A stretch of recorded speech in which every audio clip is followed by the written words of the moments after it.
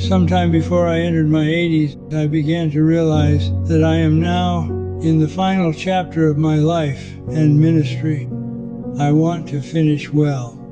I've been thinking much about what that means and why it is so important. Scripture and church history are full of tragic examples of men who showed great promise but didn't finish well. Demas was a fellow laborer with the Apostle Paul. He is mentioned in the penultimate verse in Philemon and in Colossians 4:14. He served in an important, strategic, and distinguished role.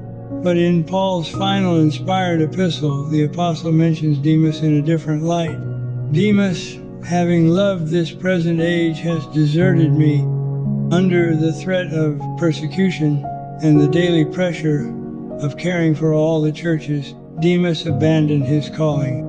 There's a very real danger that someone who has served Christ faithfully for most of his life might grow lazy, careless, fatigued, or lukewarm in the faith, and thus stumble to the finish.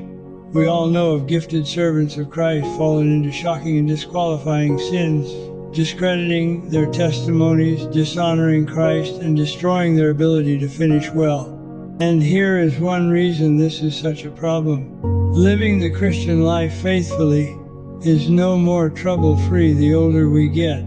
Sanctification doesn't come any more easily with advanced age.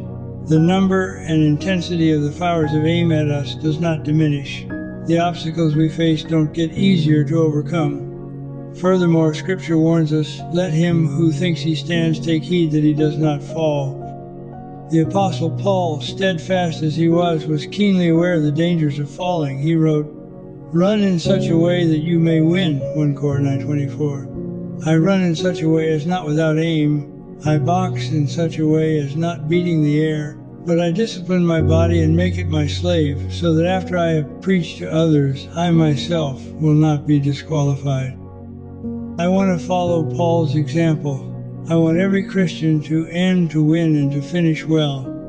And at the end of our lives, we want to be able to say what Paul said to his son in the faith, "I have fought the good fight, I have finished the course, I have kept the faith.